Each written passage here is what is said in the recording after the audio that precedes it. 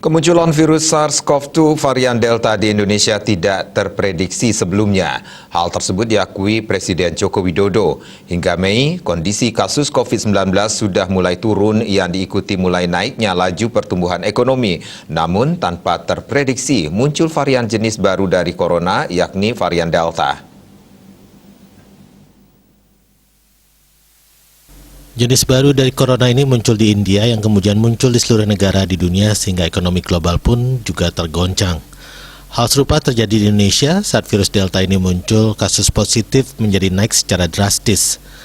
Akibat dari kenaikan kasus yang muncul tersebut, menurut Presiden Jokowi, pemerintah pun memutuskan untuk melaksanakan pemberlakuan pembatasan kegiatan masyarakat PPKM darurat dari 3 hingga 20 Juli 2021.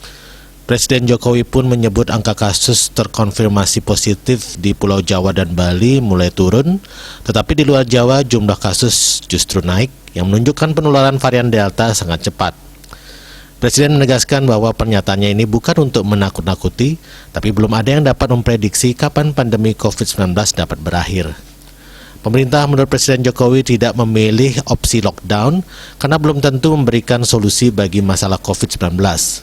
Saat PPKM yang bisa dikatakan sebagai semi-lockdown, banyak pihak meminta PPKM dilonggarkan.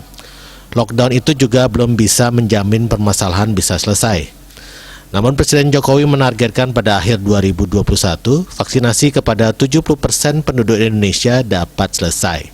Jika 70% masyarakat Indonesia telah divaksinasi, paling tidak daya tular dari virus ini menjadi agak terhambat, terutama jika tercapai kekebalan komunal atau herd immunity. Sebelumnya, juru bicara vaksinasi COVID-19 Kementerian Kesehatan Siti Nadia Tarmizi mengatakan, varian Delta saat ini mendominasi penularan di Indonesia yaitu sebanyak 85%. Varian virus ini memiliki tingkat penularan yang sangat tinggi. Selain itu, varian ini juga menyebabkan gejala yang lebih parah dibandingkan jenis virus aslinya. Bali Post melaporkan.